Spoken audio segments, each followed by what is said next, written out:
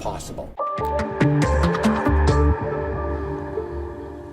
Tonight on Talking Politics, a coalition seemingly aimed in part at opposing Boston Mayor Michelle Wu seems to have fallen apart before it even got started.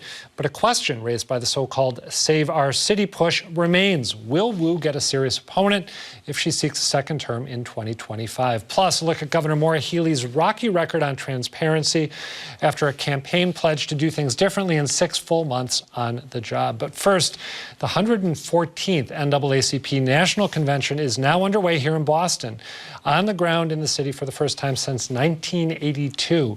Back then, Boston was grappling with the aftermath of the busing crisis and a series of hateful and violent attacks on black residents. Today, its reputation isn't much better. Back in 2017, comedian Michael Shea famously called Boston the most racist city he's ever been to. But local NAACP leaders are hoping the convention will serve as a chance to reintroduce Boston to Black America and maybe change some minds. So what kind of impact can this convention realistically have? My next guest was first elected to the Massachusetts House of Representatives just a few months after the 1982 convention. Byron Rushing went on to serve for 36 years and to become one of Boston's best-known black leaders during his tenure.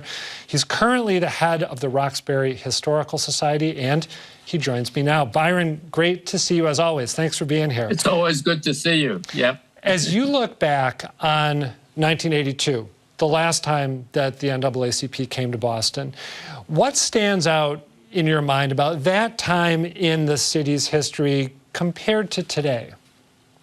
I think that certainly the level of racism in the city had not begun to shift, and that is really recent. I mean, I think that we forget how segregated the city was residentially, and is just recovering from that. But also, there was just a feeling by a lot of white people that they could take a stand against any form of integration in the city and get away with it. And I think, and of course, that's one. And I think people were surprised at the violence that went on. And part of that, of course, was the white leadership of the city. I think there was no feeling that all these black people were coming to town. I'm going to say something to my constituents and just calm down. No one said that in '82. Really? No white leader said that. So, in '82. And that's from then Mayor Kevin White on down. Even he didn't say anything like that. Yes, and Kevin learned about black people after he got elected. I mean, when Kevin was elected, he only had one black person on the staff, Chief Jones. I mean, it was just, and so we really need to redo our understanding of that history. When I was getting ready to talk to you, I was looking through some newspaper archives, and I found a Christian Science Monitor piece from '82 written in the run-up to the convention, and it described, I think, 3 black families looking to leave subsidized housing on a so-called white block in Dorchester because of the violence and harassment they'd been enduring for about 6 months. And I was amazed reading this piece at the, as you said, just the degree to which violent racial animus seemed to be accepted as a reality of life and also an appropriate tactic by some populations. I think that's absolutely correct. And then we have to also understand there was very little of the integration that went on happened because of political white leadership urging that to happen. It happened because of court decisions. That's right. Public housing was not integrated in the city in 1982. Right? That was a court case that brought that to happen. And of course, we had just been gone through all the opposition to integrating the schools. I want to shift gears just a slight degree and ask you to reflect on the the nature, maybe the power, but also the texture of the black political establishment 4 decades ago compared to now? How did black power then stack up to black political power today? I think that we had a number of significant leaders, and some in office, and some like Mel King, that just being able to run in the primary, right, was seen as a huge advance in politics in Boston. I think that the major thing that happened, I think, after that period was an increased number of white progressives staying in the city. We lost, of course, because of the same attitude. We lost of course, the major progressive ethnic white group in Boston during this period, and that's Jews, right? Mm-hmm. Jews leave Boston, and they leave Boston because we got set up by this incredible anti-Semitism, and that was used as a way to integrate residential neighborhoods in Boston. Go ahead, finish your thought. And then So I think it's important to understand that, of course, there was the organizing shift of the reaction to Martin Luther King's assassination in the 60s.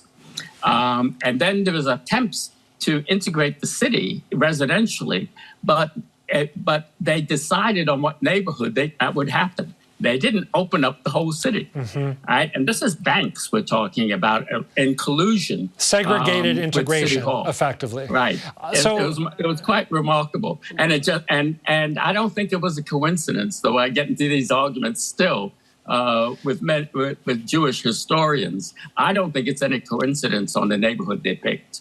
Let me fast forward to the present, move into. Because I could talk to you about this history for hours and would enjoy it a great deal. But I want to ask about a hope that Tanisha Sullivan, the head of the Boston branch of the NAACP, has expressed in advance of the convention that is coming here now. She said that she hopes it's an opportunity to reintroduce Boston to Black America, but she also said that she hopes it serves as a spur to policymakers in the very near future. She told the Boston Globe, if we get to August 15th, just next month, and our elected officials, policymakers, business leaders are not ready to have a reconvening to talk about this is what we heard, this is what we learned, and now this is what we want to do going forward, then I would have a question mark on whether we've had an impact. If, in fact, such a reckoning occurs in the immediate aftermath of this NAACP convention, what are the policies that you would hope civic leaders and elected officials are going to be talking about?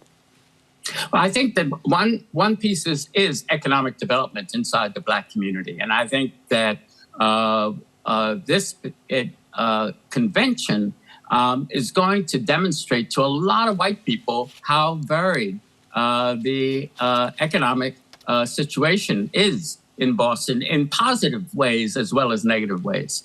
And I think that what I am going to hope gets counted is how many Black people come to Boston as tourists after this convention. Right? I think that this is really an introduction to Black people across the country about whether introduction to Boston when Boston is showing off itself as being progressive becoming progressive around race.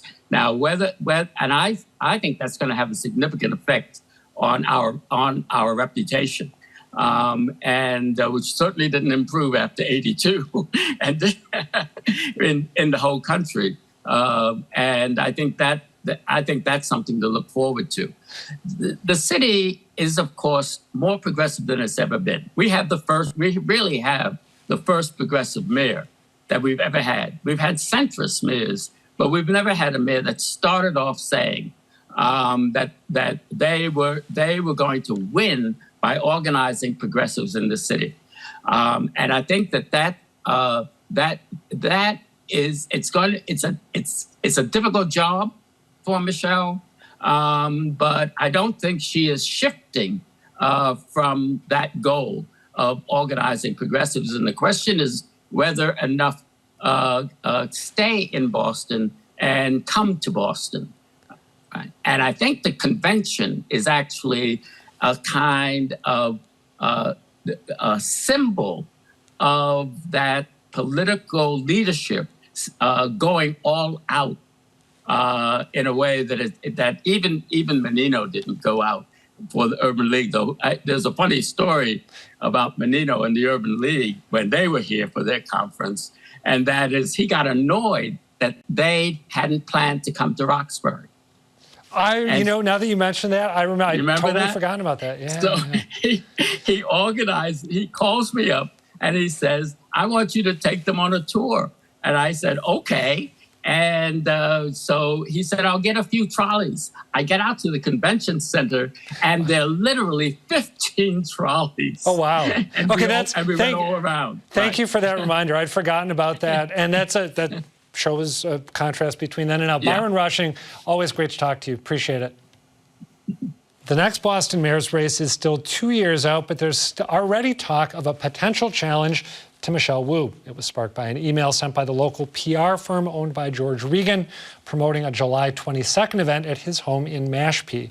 That message made its way to the Dorchester Reporter's Gin Dumpsius, who noted the event was already scheduled as a fundraiser for City Council President Ed Flynn and a birthday party for his father, former Boston Mayor Ray Flynn. But on top of that, the email said the event would also launch a new group called Save Our City in an effort to push back against the, quote, ultra-progressive policies at City Hall. Save Our City quickly fell apart, though, after attendees, including Ed Flynn, distanced themselves from the idea. Regan himself said the announcement was a mistake by his secretary and that there is no group, though he also made it clear he does believe the city needs saving. Still, a question raised by the so-called Save Our City push lingers. Will Mayor Wu face a serious challenger when she's up for re-election? Gin Dumpsius joins me to discuss, along with Yabu Miller, former senior editor of the Bay State Banner. So in my zeal to talk about the questions raised by this event and to talk about the 2025 race, I might have jumped the gun. I'm assuming that Mayor Wu is, in fact, going to seek re-election. Do we have any reason to think that she might not run again? No, I mean, part of a subset of the criticism of her and the grumbling in some sectors of the city is, oh, well, she's not going to stay that long, which, from my read of it, that's incorrect. I think she's in it for the long haul. I mean, she's trying to tackle Boston Public Schools, the Boston Planning and Development Agency. Overhauling those takes time. But in terms of her running again, I think most folks I talk to expect her to run for re-election. And the idea when people say, oh, she's just a short time or she's not going to be here for the long haul, the idea is that she's going to run for her former law school teacher, Elizabeth Warren's Senate seat, right? That's one of the big theories. Yeah. Okay. Yawu, do you agree with Gin's read on Wu's intentions? Absolutely. I for the same reasons that the BRA or BPDA, Boston Planning and Development Agency redesign was a hallmark of her, her campaign and campaign promise. And if she were to split before that was realized, it would make her look fickle. So if she does run again in 2025, as you two both think she's likely to do, what kind of a race do you expect her to get? Would you see her running unopposed, her getting a gadfly-type challenger, or her getting a credible challenger who would at least make her break a bit of a sweat on the campaign trail? I mean, I think if in the final against Anissa Sabi George, Anissa had come within a few percentage points of Michelle Wu, she might be open to an attack from sort of the right politically, but given that it was pretty much a blowout, almost 30 points. Yeah, I mean, it was a landslide. Yeah. It was a landslide. I think she's unassailable there, and barring any scandals or mishaps, political mishaps that would tarnish her reputation, I think she it's very, as we all know, it's very difficult to unseat a sitting mayor in Boston. When you say she's unassailable there, do you mean to a hypothetical challenge from the right, or to just any challenge, generally speaking? just again, given that, when was the last time a sitting mayor was? 49, right? 1949. After Yeah. coming back from prison, after insulting the guy who filled in for him. Yeah, so 73, 74 years, like, yeah, it hasn't happened. So it's highly unlikely. Ken, what do you think? Well, it is possible that you get someone from her left. I mean, if you look at, Tito Jackson challenged Marty Walsh from the left, and Michael Flaherty, when he ran in 2009, as well as Sam Yoon, challenged Mayor Menino from his left. And then they try to force us to become Floon, which people can look up at home because it's a weird story. I still celebrate Floon Day, so. So it's possible she'll get a challenge from the left because there has been, folks upset that she vetoed the elected school committee, that her rent control proposal doesn't go far enough in their eyes. It's possible. You might also get someone, an RFK Jr. type from the local level. She has been getting, harassed by these anti-vax people. So it's very possible that one of them will decide to run in 2025. You've already got two on the city council at large ballot for November. Mm-hmm. Okay, so let's talk about specific possible names that might run against her, because to me this is the most enjoyable part of this, is imagining actual concrete matchups. Are there any names that, as you two talk with people about what 25 might look like, any names that people mention as possible opponents? I'll let you go first. I haven't heard it. No, I haven't heard anything. You haven't heard anything? Yeah. Really? Truly nothing? How about if you haven't heard anything, as you watch the way people are behaving in and around the world of city politics, is there anyone who you find yourself thinking, okay, the fact that he or she said this or did that makes me think that they might be looking at something bigger down the road? No, I mean, I think, again, I mean, I'm probably prejudiced because, maybe blind to such things, again, because of the historic unassailability of a sitting mayor in Boston. But that hasn't stopped people from doing it, right? Yeah. I mean, there's been this, as we said at the outset, you got to go back to 49 to find the last time an incumbent lost, and yet people run again and again and again. including Michelle Wu against Marty Walsh before Marty Walsh said he wasn't running. So, right. Yeah. Right. Okay, again, what about you? And I'll start throwing out names if it'll help break the ice. When Joan Vanacki from the Boston Globe wrote a column, not looking ahead to 25, but just looking at this Regan event that we mentioned, bouncing off your coverage, she suggested that the event, which was in part a fundraiser for Ed Flynn, the city council president, might have been a sort of a trial balloon aimed at least getting people to think about him as a possible mayoral candidate. You think she might be right about that? Well, I think, as we've seen from his statements, he's made very clear that he wants to work with the Wu administration, and I get a sense that there's a relationship there. Although, I know mayors and councilors have had relationships until they don't, right? I mean, Mike Flaherty and Mayor Menino had a relationship. Menino helped him on the city council before their break. So, I think there's rumors about Julia Mejia, who's at-large councilor. Oh, that's interesting. So that'd be a challenge from the left. Like from the left, but it's something that she's in terms of kind of the way she's talked about the mayor during city council meetings, particularly redistricting and the budget.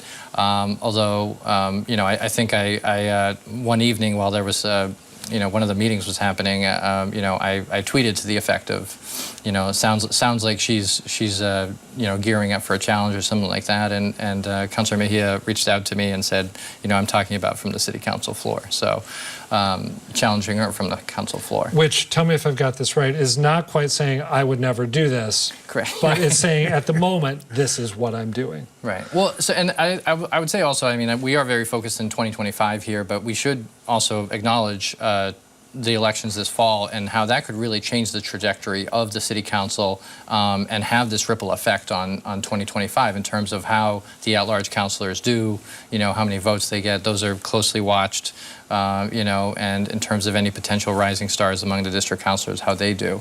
So I'm not to say that a challenge is assured after that, but it's something that people will be watching. I'm not going to say that Mejia is thinking about it because then there's ramifications just for saying that. But she came within a couple thousand votes of Flaherty, who had an immense campaign war chest. So, I mean, it's very possible that she might end up being the top vote getter. Ruth Z could also, be more prominent in this at-large election. So, I mean, Ruth Z is certainly a rising star on the council, on the at-large council. But again, I'm not saying that either of them is even thinking about running for mayor. And Louisiane, among other things, took the redistricting mess that was going on and was able to sort of become the person who hashed it out. Is that a fair, or am I oversimplifying there? She was the one who was able to act as sort of the adult in the city council chambers and get it done? Yeah, and she stepped in and she got it done, and she did it by working with pretty much everybody involved, including the Wu administration. The Wu administration wanted to see an end to this redistricting fight as much as anybody. Well, I'm glad you mentioned the implications of this fall's elections, because I would think that even if people, we all think about a lot of stuff without sharing it with people. And if there's a certain way, something that might be on your mind or might be kicking in and out of your consciousness, you're thinking about it might change based on events that happen. And if you run for at-large and, you're the ticket topper by several thousand votes, that might make you think about your future in a way that you haven't up until that point. Let me throw one more name out there before we wrap up. What about Erin Murphy? I feel like she has been, at least, and I'm not immersed in city politics like you two tend to be, but I feel like she has been the most consistent and vocal critic of Mayor Wu's policies across the board for quite some time now. Is she a possible mayoral candidate?